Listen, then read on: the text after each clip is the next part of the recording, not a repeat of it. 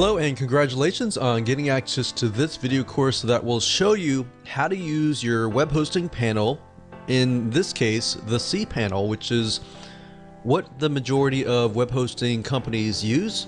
And we're going to show you how to use it to effectively run your website.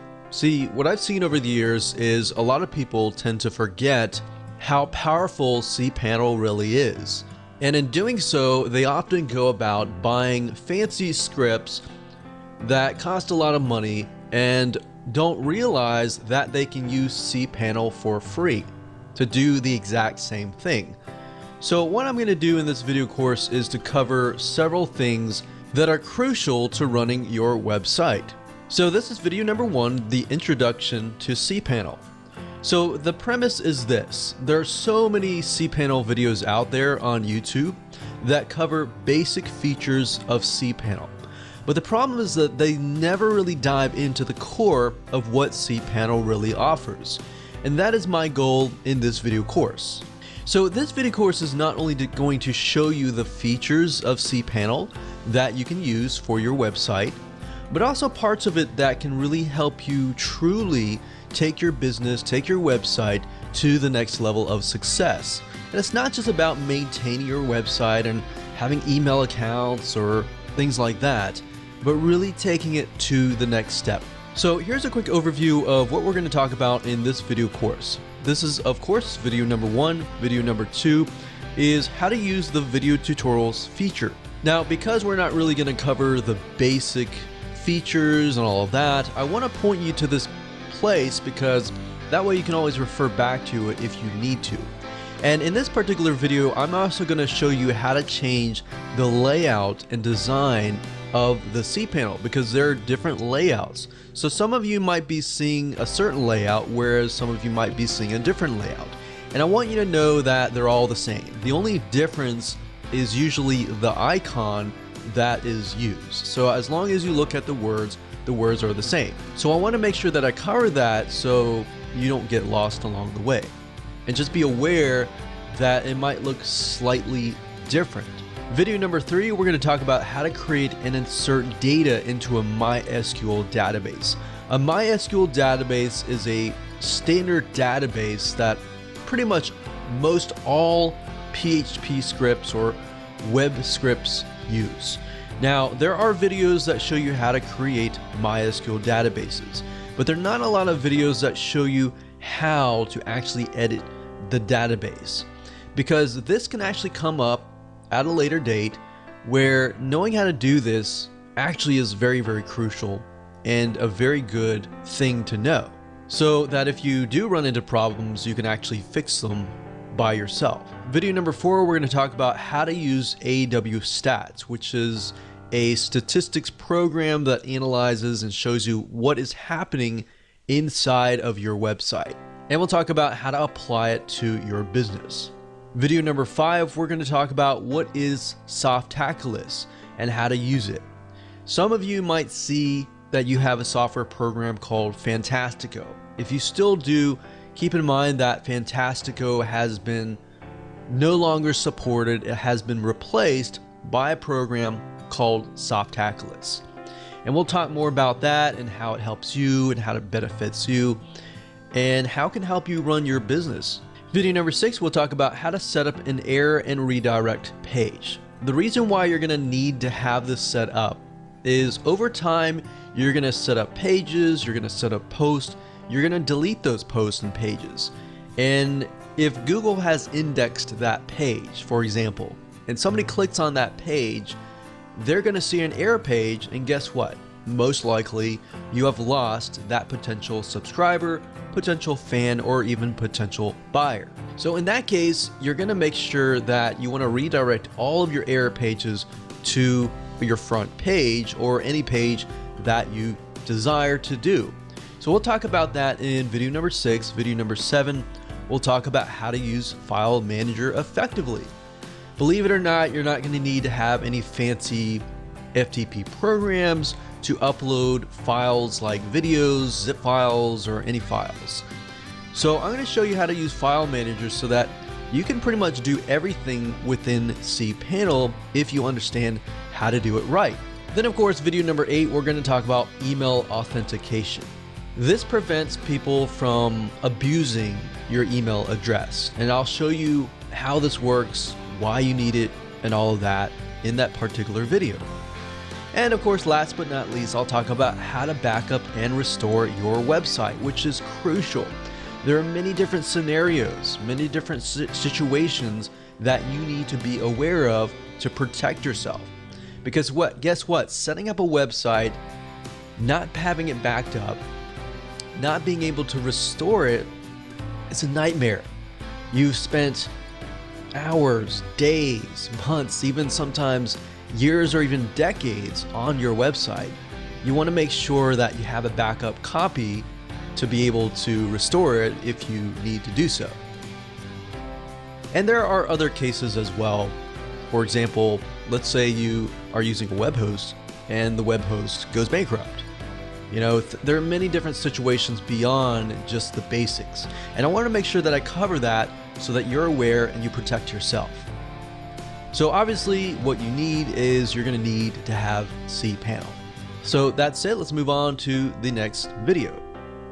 Hello and welcome back. This is video number 2, and we're going to talk about how to use the video tutorials feature, or how to get access to the video tutorials, and we'll talk a little bit more about the layout and all that so that we can get on the same page. So not all Cpanel users are aware that you can actually get access to the video tutorials. Cpanel itself actually offers you a lot of basic tutorials within its website so that you'll get access to understanding, okay, how do I use this feature or how do I use that feature? Because we're not going to be able to cover every single feature in this video course. In fact, what I'm trying to do is cover videos that are really not covered, more in-depth views rather than just how to use Cpanel in general. So once you log in, what you need to do is scroll down all the way down to the bottom and click on documentation, and at this page you will be able to access the video tutorials. And as you can see, there are a variety of different types of documentation, like videos and also written documentation. Now, it used to be in the past where Cpanel would add the video tutorials inside of the Cpanel, but now it is actually on the outside. So I want to make sure that you understand that so you know where to go if you ever need to get access to some basic video training. Now what I want to talk about is the user interface. Some of you will have different user faces than what you're seeing on the screen here, and that typically is because of the style. So you can actually change the style. So most of you will have something that looks like this. And it really depends on your web hosting company. Some web hosting companies will actually customize the Cpanel with their own user interface, with their own icons, and all of that. Now, what usually holds true and stays the same is the actual words on the sections and on the actual icons. So the icons will be slightly different. And the reason why I'm going over this with you is because some people might be confused because it looks a little bit different. So what you can do is up at the top, you can click on this little person here and click on change style. Now, if you click this, you will be sent to this page. And I'm going to zoom in just a little bit more so that you can see it much clearer. So there are different styles and different skins, as we call them, and the basic one looks like this, and then we have the dark version. But if you'll notice, the icons are very similar and very much the same. The only difference is the background. So the light version, the same as well. So I would say the majority of you probably have something like this. Now this is the very old style. Some of you will have this and you'll see this, but it's all the same. But if you notice, the similarities is the section name, and then of course the actual name of the option. So for example, file manager will always be file manager, and so forth. So let's say, for example, I'm going to go back up here, and currently I am on the retro style, But let's say that I am going to use the basic style. So all you have to do is look through the styles that you want, click on apply to the one that you want, and it'll reload with that style. And that's it. Now, if we go back to the main screen where all of the options and the features are located, you will see this. So like I said, depending on the style that you choose, it might look slightly different.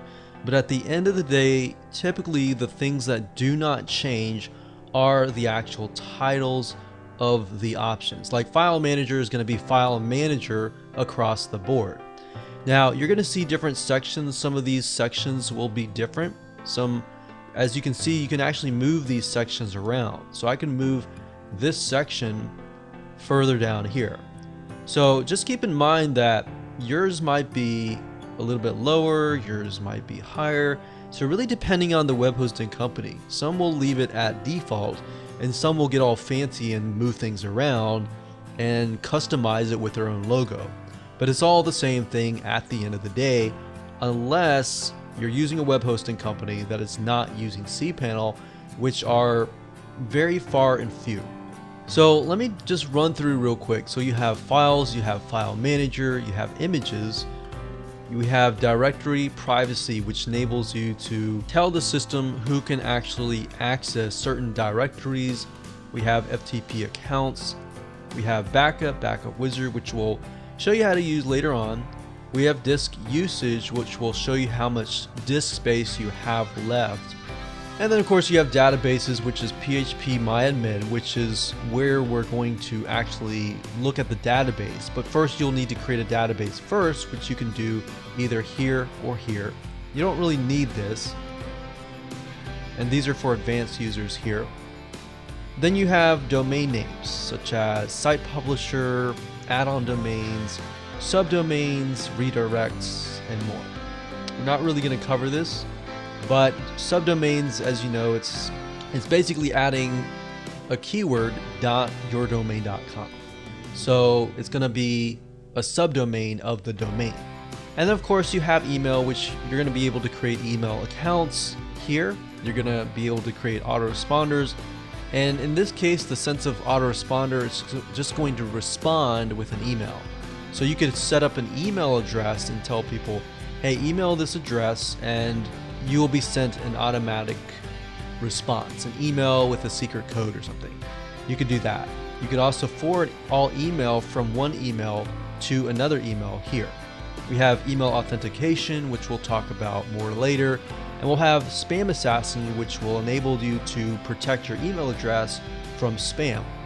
Then we have metrics like AW stats. There's other metrics as well, but these are different types of stats. And then of course you have security, and then IP blocker allows you to block IP addresses, and hotlink protection is great as well. So if you click on hotlink protection, what this will allow you to do is say, okay, I've uploaded a bunch of zip files and I don't want so-and-so, some other website, linking to the zip files and then getting people to download the zip files.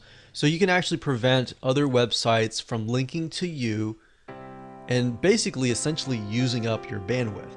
Then you have software, which the majority of these you will not really use. You will run into Softaculous, which we'll talk about later down the road.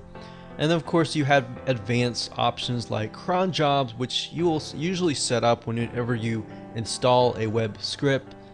And all these other things you won't really use as much. You will use error pages, which we'll show you at a different video as well. Then we've got preferences, which is just change style, change language, and all of that, change your password. And then of course you have Softaculous. Hello and welcome back. This is video number 3, and we're going to talk about how to create a MySQL database.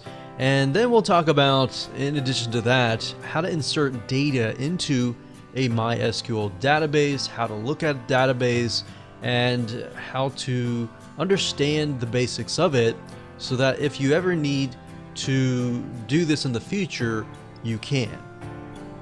So when it comes to installing a MySQL database, it's actually a very easy thing to do. It's simply click, and a few clicks and you're done. And I'll show you exactly the step-by-step process of doing that. However, that said, how do you go about inserting data into the database if you ever need to do that? Well, this is often underutilized, but needed in the long term whenever you're running your website. So with that said, let me go ahead and show you how. So to create a MySQL database, it's super easy. Let's start at the top. So make sure that you're logged into your cPanel, and what you want to do is scroll downwards and look for databases. If it's different, then basically what you want to do is look for the MySQL database wizard, and this will walk you through step by step. It's the easiest way to go. So first things first, click on this, and then it's going to ask you what you want to name your database. Now this right here is going to be your domain name, so it's going to be different for different people, and you don't have to worry about that. So just enter a database name, so we'll say DB, and this could be anything you want. You just need to remember what it is. Click on next step, and then you want to create a username. So the username or the user has access to the database, so this is separate. So you're creating a username, and then you're creating a separate database so that user has access to that user. All right, so let's put that in here. We'll just say user1, and then of course you want to do a password. And what I usually like to do is click on password generator, because then you choose a very complex password. So you can click generate password here. I'm going to pause this video right now and create a random password, and we'll copy it down here. So once you're done with that, you just click on the checkbox that says I have copied this into a safe place and I am ready to use the password, and then it automatically enters it here. So as you can see, it is a very strong password, and we click create user.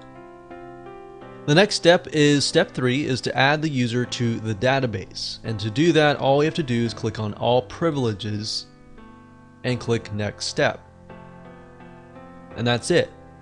So now what you need to do is, hopefully you have saved the password to a very safe place. Usually what I do is I open up Notepad and then I save it here.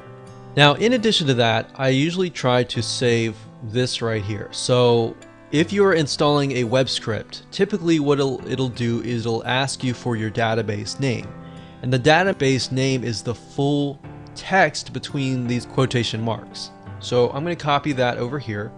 So that's the database name. So I usually do db equals this, and then the user equals this, and keep that in a safe place. So as you can see, that's how easy it is to create a MySQL database. Now what I want to do is click on return to MySQL databases. And if we scroll down, we can see that the database has been created. Now, if I go back to the outside here, and I'm going to click on the logo, and that just brings me back to the home page. I'm going to go back down and look for Php My Admin. What this allows you to do is it allows you to take a peek at the database itself. Now, I will warn you, and I will say that do this very, very cautiously, because any mess up, you could potentially mess up your whole site. But I wanted to show you this because sometimes if you have basic detective skills, you'll be able to kind of get an idea of what's going on inside the database. So if you click on Php My Admin, it'll open up and it will allow us to edit specific databases. Now obviously you want to find the database that you just named, so in this case it was the DB base, so it's this one right here, and we can click on here.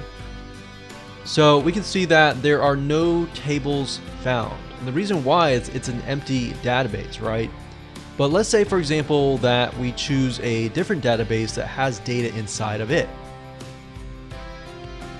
So what I've done is I've gone into a WordPress site database. In this case, I'm not going to show you the username and password and all that, but I want to show you some of the basics. So whenever you install a WordPress site, for example, it will have, install plugins and all of that. And sometimes you'll see plugin database tables inside of here. So sometimes you can actually edit the data that is inside of these tables. But if you're just curious, just come in and take a look and see what happens and see inside of it. Now, obviously, I would be very, very careful if you are editing a site that you really care about.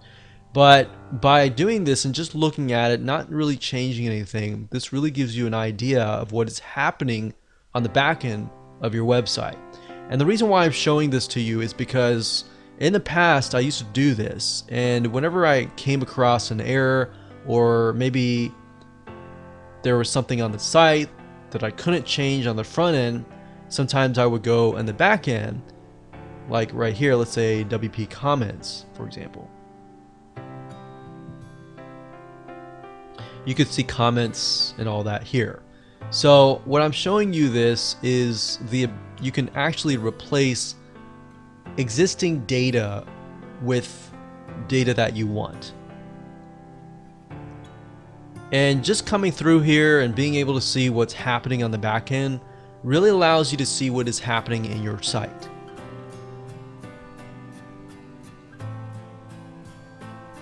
Now, this is very useful just in case you get locked out, especially if you get locked out of your website and you have to change your username and password, but it just won't let you in. So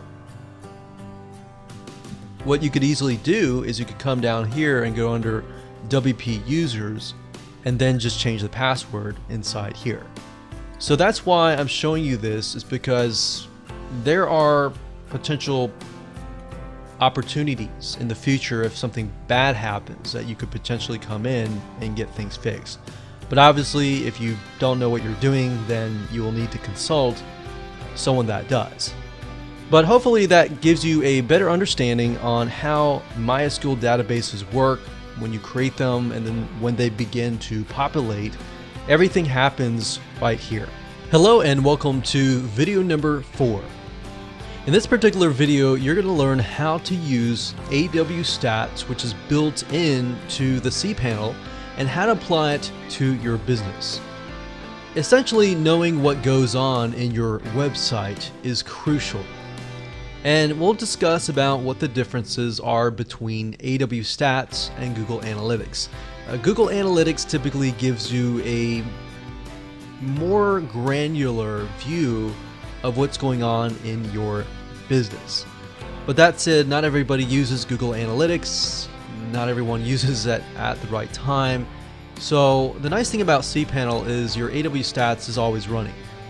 And there are specific golden nuggets that it gives you that Google Analytics does not really give you.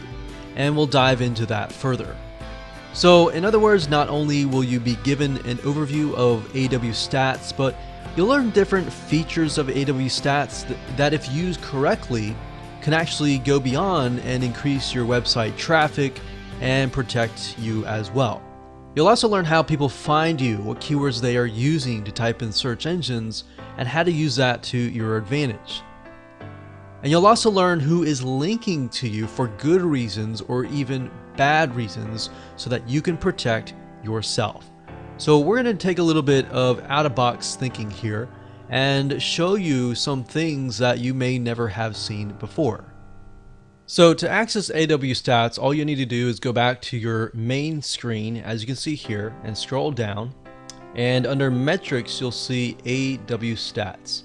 Now, I want to briefly talk about these other metrics. The visitors basically just tell you every single IP address and every single file that they are accessing. So if you want a granular view of what is happening detail-wise, what people are accessing, what IP addresses are accessing your site, you would go here. So that would be probably a little bit more overwhelming to the average Joe.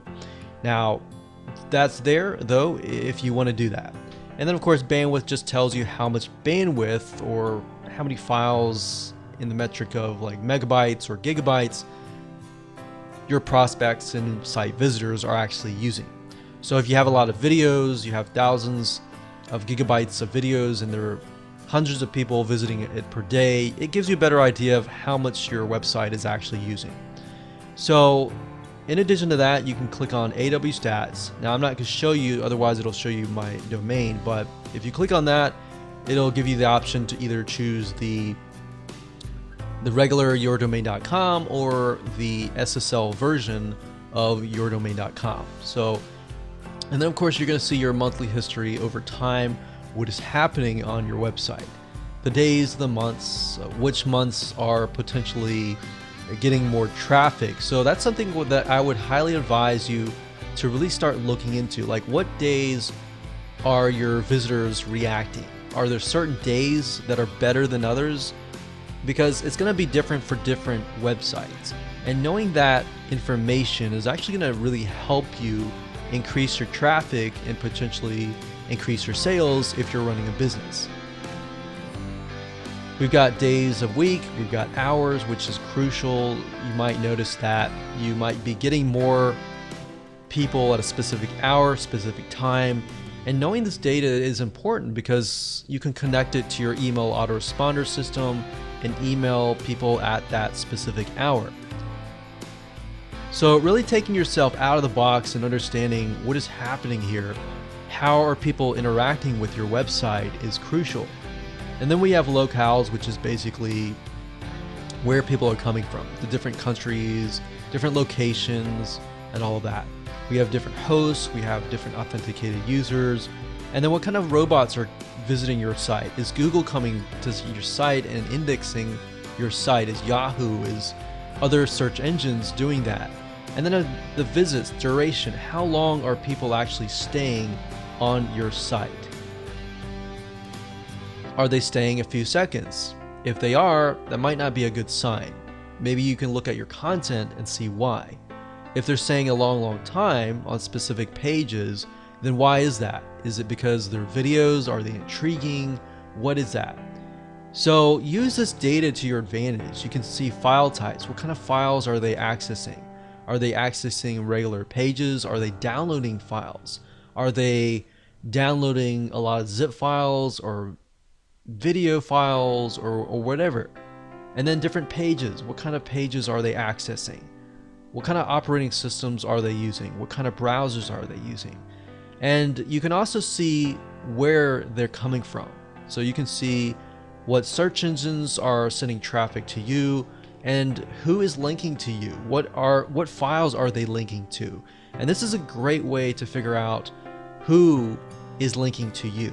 Are they doing it for good reasons and they're maybe recommending you? Or are they linking to you and trying to hijack your files? And maybe they found like a loophole in your files and they're, sharing it with everybody else illegally. You can find that information and find what is happening within AW Stats for that. You can also see the search phrases, like what kind of search phrases are people typing in to Google to find you. So this is really good to have. So we got search key phrases, which are phrases, a bunch of keywords put together, or we have keywords in the top 25 right here. And then of course you can see the different types of browsers people are using with different types of support. Now, whether that is useful for you, that might be, that might not be, but at the end of the day, what I found is from here up to here usually is very, very good golden nuggets that you could potentially use in other areas of your business. So that's basically an overview of AW Stats and why it is good for you. But at the same time, definitely install Google Analytics and look at both, compare both, and see what is happening in your business and your website. Hello and welcome to video number 5, and in this particular video you're going to learn what is Softaculous and how to use it. Softaculous replaced Fantastical, which is basically a popular suite of software scripts that you can build into your website. Things like WordPress, Joomla. If you want a forum, you can build forums. There are many different free scripts that you have access to that you do not have to spend extra money for. They're all built in. So in other words, it gives you access to things like WordPress, blogs, bulletin boards, even support help desks, and more. So you'll be given an overview of this suite and how to use it properly, and we'll show you how to install things like WordPress in a few clicks of your mouse. So where it's located can differ from different people, but for the most of you, it should be located somewhere down near the bottom. So if we keep scrolling down, we'll see it here. So we can see that it says the Softaculous apps installer. So what's nice about this is you have access to tons of scripts that you could potentially use, and just be aware that you want to pick and choose what you want. It's super easy to go trigger happy and try to install as much as possible, but just keep in mind that the more you install, the slower your website is. So pick and choose wisely, maybe 1 or 2 or 3 max.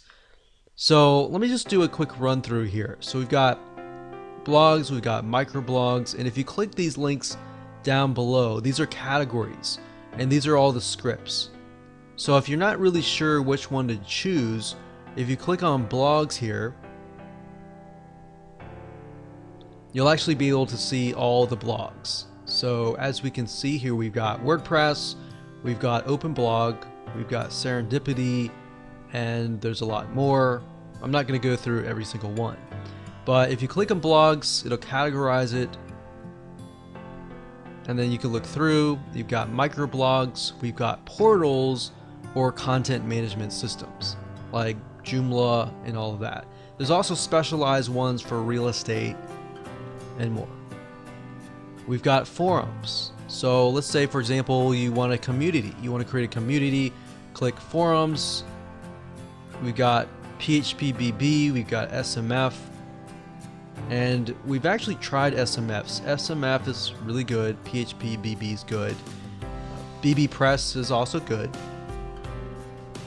and we have image galleries. Now keep in mind, if you're installing something like WordPress, you don't really need all of these. You can actually create all of these within WordPress by using WordPress plugins. And then we have wikis, we have social networking, we have calendars, we have analytics, we have e-commerce. So there are tons and tons of stuff in here, but at the end of the day, the best way to know exactly what to install is to figure out, okay, what is my plan? What is my vision? Does it actually match what I'm trying to do? And then go from there.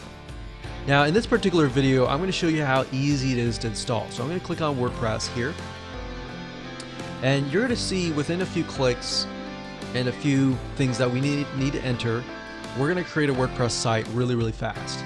So all you need to do is simply scroll down and click on install now, and then it's going to say software setup. So you want to choose your protocol, which if you're using a SSL certificate, you want to use HTTPS // and then if you're not, then use one of these two and then one of these.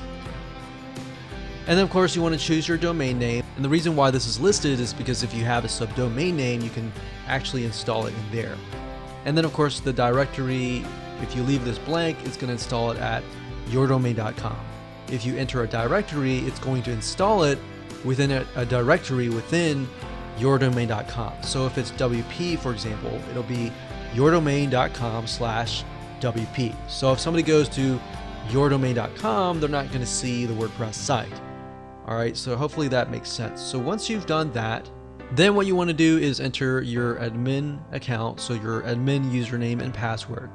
Now I will say by default it does have you enter admin, but it's highly advised not to use the word admin because most WordPress blogs use that, and it's super easy for people to hack into your site. So make sure you change something that is not admin and not even any words inside of your domain name. So we'll just do something like that. And then of course we got the password. And then of course you'll enter your email. You'll enter your site language, and then you'll choose what you want here. You can always choose a theme later. We'll just select this here. And you can enter the email details that you want it sent to. So you have that information in the future, and you click install, and that's it. So that's how easy it is to literally install the scripts.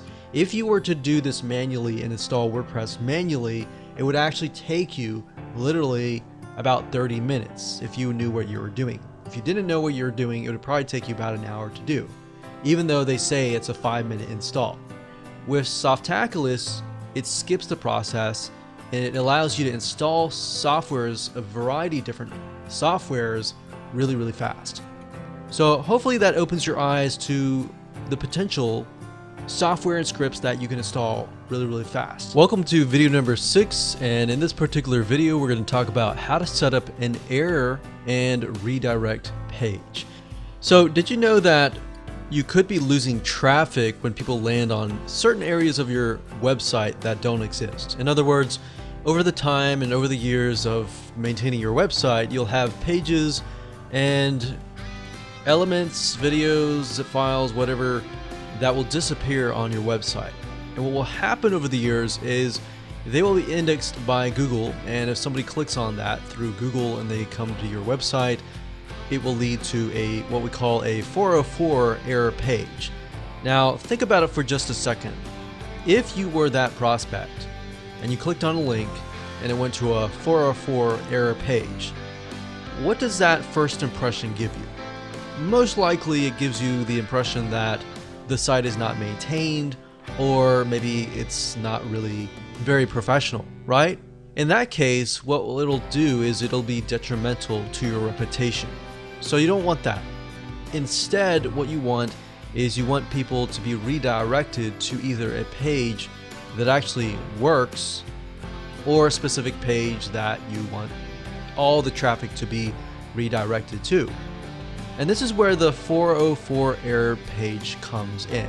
Fortunately, on the Cpanel hosting panel, you can actually specify where you want all this traffic to go. So in other words, what if you could redirect all that traffic back to either the main page or a working area of your website? Well, that's what you can do, and in this video we're going to show you how to create that 404 error page. And we'll talk about the other types of error pages as well. So what you want to do is find the title that says error pages. So don't worry about the icon. We can even do a search on that. So we can do a search on error. There we go.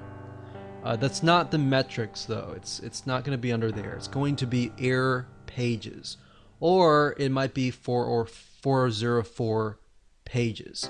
So we have edit common error codes or show all HTTP error code. The 404 is the one that's not found. So that's what we're talking about anytime we delete a file, a page, or anything like that. That's generally where somebody's going to come in to access your site from Google or a site that has been indexed. And the next thing after that is to enter some HTML code that tells the system to redirect to whatever page that you decide. Now, I'm not going to expect you to understand HTML code. I could go through here and tell you to pause it and just copy it. You could do that. Or you can simply go to google.com and do a search for HTML meta redirect. Get the code and then just enter the code, as you can see here. And sometimes you'll have stuff in the body. You can remove that. You can change the title. But basically, it's HTML. There's a head. There's a title, and there's meta head body. So you can pause the video and just do that, or do the other way, but just make sure that when it says meta refresh, content equals 0. 0 means that it'll redirect immediately. If there's like a number in there, it'll wait how many seconds. So if there's number 5 in there, it'll wait 5 seconds before it actually redirects. And then of course, as you can see here, I'm telling it to redirect to google.com. But in your case, it's going to be http://yourdomain.com. And that's what it's going to be. And when you're done, you click on save. And any time anyone goes to yourdomain.com/ some random URL, and instead of going to an error page, they are redirected to your main page or whatever URL that you want to redirect them to. And that's it. This is going to be video number 7. and in this particular video I'm going to show you how to use the file manager effectively. FTP is not the only way to upload your files. You might have heard of FTP software, which is basically a file transfer protocol software that enables you to transfer files. Now, if you're not aware of this and it sounds a little bit complex, then don't worry about that. That's the whole goal of this particular video. In fact, Cpanel's file manager not only allows you to upload your files, everything from zip files and all of that, but you can also delete files. You can create directories, you can create and extract zip files, you can even edit files within this program, and so much more.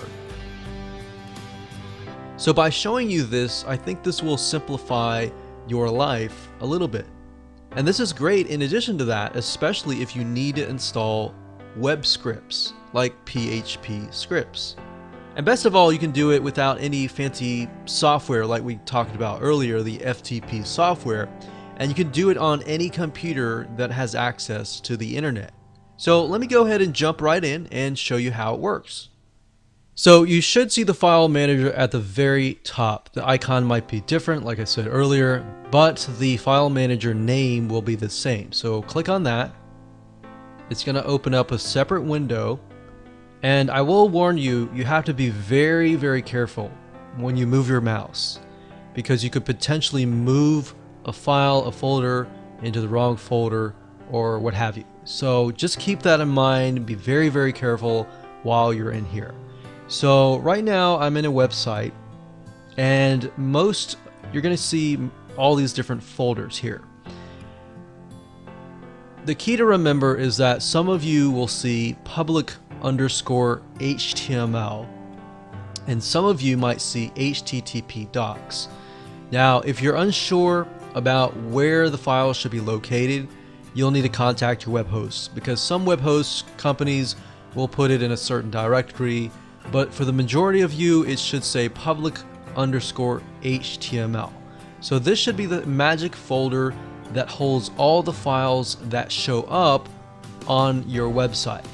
All of the rest of the folders here may pertain to your email system, to files that are related to other than what people actually see. So we're going to click this here. And right off the bat, you see a bunch of WP-, which basically tells you there's WordPress site inside here. But if we scroll down here, I want to show you there are a number of things that we can do. So inside this folder, we can create a new folder. So if we want to do that, we can click folder and we can type the new folder. So create new folder. And what we could do in this folder is we could double click it just like you would on a PC or a Mac computer when we're creating folders. So same thing. But in this case, we can upload files, so we can click on upload. And you can drag and drop files in here, or you can simply click select file and upload files via there. So in this case, I can select an image, click open, and that'll upload the image. So when I'm done, I click go back to the new folder, and we can see that it is there. Now we could select a file, and you can see that other options show up. So we select a file, we can also download it. So we could click download, and it would download it to our computer. So if you had a zip file or a video file that you want to download it to your computer, you can do that. You can also delete the file. We can also compress it. So let's say we have a good number of files that we want to compress into a zip file. We can select those files or select that folder and click compress. We can click zip, compress, and it'll compress it as you can see here. So we can click that, click download, and there we go. We can also delete files. So you can select a file, click delete, skip trash, and permanently delete files. Or if we unselect it, click confirm, we could do that. We can also rename, so you could rename the file here. We can also edit. Now it is an image file, so we can't necessarily edit the image file on here. We can only edit files like text files and things like that. So let's say, for example, we'll click File, New File, and we'll just name this file.txt. You can name it whatever you want it to be. So we'll do that, and we'll click on Edit. And now you can see that we're actually able to edit this particular file because it's a text file. You can also edit HTML files. So I could even do file.html. And if you're not familiar with what HTML files are, they're basically web-based files. So we could click that, we could click HTML editor, click edit, and then you'll see the HTML editor. And then of course you can create text and increase the size and all that. So we'll exit out of that. And you can also set permissions. What permissions means is you're telling the system, okay, as a user, these are my abilities, these are my rights. I can edit the file, but the world cannot. But if you wanted the world to edit, world meaning everybody else, to do it, then you could do that. I would not recommend that. You're gonna run into the situation, especially when you install scripts, especially when you upload the scripts and it's gonna ask you to change the permissions for certain files. So that's good to know right there. So that's pretty much it as far as File Manager goes. And as long as you understand those basics and understand that it operates very, very similarly to a Mac computer or a PC, then you're good to go. Welcome back. This is video number 8. And in this particular video, we're going to talk about email authentication. It's about time that you learn the basics of protecting your email box from spam. So in this video, you're going to learn how to use Cpanel and tell Cpanel to do just that and authenticate all the emails that are coming out of your domain as legitimate emails. And what this does is it protects you from other people abusing your email. And I'll show you in just a second how all this works. So there are two things that you want to do. You want to, of course, scroll down and find the email section. But after that, you're going to want to do two things. And the first thing you want to do is Spam Assassin, which will basically protect you from spam, which will open that up in a new window. And then the next thing we want to do is we want to do what we call email authentication. And we'll open that up into a new window as well. So let's start with the Spam Assassin first. Spam Assassin basically is a mail filter. It will filter out your email. You have the ability to set it at a high and a low. So by default, it's going to do from 1 to 10. So default, it's going to do 5. The higher the number, the more conservative the setting. So you could get really granular and really block everything out. But I would caution you at that same point because at the end of the day, some of the good emails might be triggered as spam. And I've seen that over the years. Now you have the option to auto delete spam. Personally, I would not do that because, like I said, if it is good email that is triggered as spam, it will auto delete. You'll never get it. And if you rely on your email and your website and your business and all that to make money, then that's not a good thing. So usually I leave it at 5, and you can click configure to configure it further. And the only reason why you would actually need to do this is if you happen to be getting bombarded with spam from a specific person. You can enter that information here, or if you have, a whitelist from a certain domain, you can do that as well. But typically, the first step is all you really need. So now let's talk about email authentication. So let me read this to you so you understand what it's about. Email authentication helps prevent spam. How? Well, basically, what a lot of spammers do is they will hijack your domain, or they'll email from your domain, or they'll pretend to do so. So what this does is it prevents spammers from forging emails that claim to be your domain. And you want to protect your domain as much as possible, because if you end up on a blacklist, that can be potentially very, very harmful for your email deliverability. Meaning if you're emailing from that email, when the ISPs like Gmail, all these other internet service providers or email service providers see your email, they'll put it straight to the spam box, and you don't want that, right? So you want to protect as much as possible. So best to do that by clicking enable for the DKIM, and then you can enable the SPF here. So doing those two items will help you greatly as far as protecting your email and for protecting your email as far as the reputation goes in relation to the email service providers, and to keep your domain whitelisted.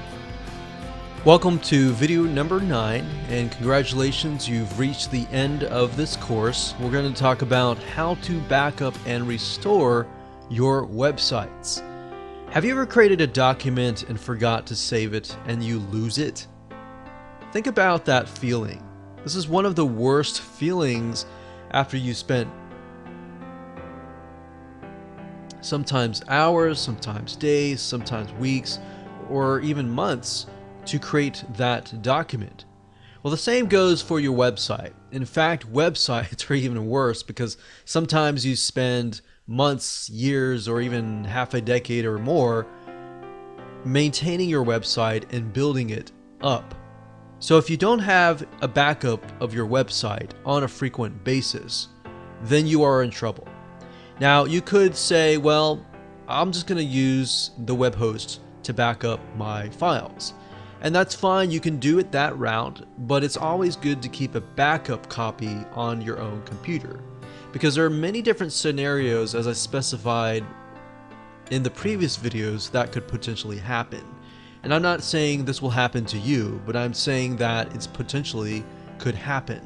Whereas you could have a web hosting company go bankrupt, which has actually happened to us in the past, and they go down and something happens, or something happens without your control. Or the web hosting company says, you're using too much bandwidth and we're locking your website, or locking it down until you pay more money or something. Or something happens in that realm. As long as you keep a backup on a consistent basis on your own computer, then you are safe. Now, another scenario of why you would want to do this is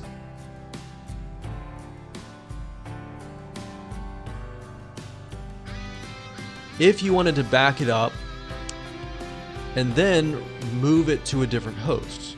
You could do this as well. So let's jump right in and let me show you how it all works. So there are two different options to backup. There's a backup and there's a backup wizard. And let me explain the differences between the two. So let's just go ahead and open these two windows up. So the first thing is backup, and this is what you see here. And what this allows you to do is it allows you to download a backup onto your computer. So rather than backing it up and storing it on your server, which yes, you could download it from there, you're downloading it straight from the server to your computer. So what you would do is simply click on download a full website backup. I'm not going to do it now because this website is big, but if you click that, it'll automatically download right away. You also have the opportunity to download just the home directory. So what this enables you to do is split things up. So let's say instead of downloading the whole thing, you're just telling the system, oh, I just want to download what's inside the home directory. I don't want to download the emails or everything else, the MySQL databases and all that. Now, you can also download the MySQL databases separately. Let's say that you already have everything. You just want the database. Well, that gives you the option to do that. So we could go here and click here, and it'll automatically download just the MySQL database. or just the email forwarders. So that's what backup is all about. Downloading it straight from the server to your computer via a zip file. Now, Backup Wizard, on the other hand, allows you can either do a partial backup right here, but if you do a full backup, you can specify the backup destination, which this will basically back it up and store it on your server in a specified destination. And of course, you can enter your email address if you want it to notify you when it is complete. Now, I like to do this because it stores it on the server, but when it's done, it gives you the option to actually download it to your computer as well. So you could have the option to have it on your computer and have it on the server just in case anything were to happen. Now, in a different scenario where you would have maybe move to a different host, you can easily ask the other host to log into your cPanel and transfer your site to their server. You could either do that or you could do it yourself. I like to keep backups myself at all times. And even though they offer those services at your convenience, you never know what will happen with the web hosting company. And you never know what situation you might be in. So always keep a backup. Try to do backups at least once a week or once a month at minimum. Now, if you do the backup wizard, you've backed everything up and it is sitting in your home directory and you want to restore it, you can either ask your web hosting company to do it for you, or you can do it yourself and do it really quick. You can simply click on restore and you can select the type that you want. So we'll do home directory. And the final step is to either choose the restore your backup, upload the file here and restore it from here. Or if it is sitting on your server, you can also ask your web hosting company and say, hey, I've got a backup sitting in the home directory, and if you would please restore it. And they can do that for you. That's typically better because a lot of times web hosting companies, they'll back it up once a week or whatever. But if you have your own backup, maybe you did it right before you made a big change, then you can do it based on your own change. So before you do that major change, you've backed it up and you can do it from there. Otherwise, you'll have to rely on whatever the web hosting company has backed up for you.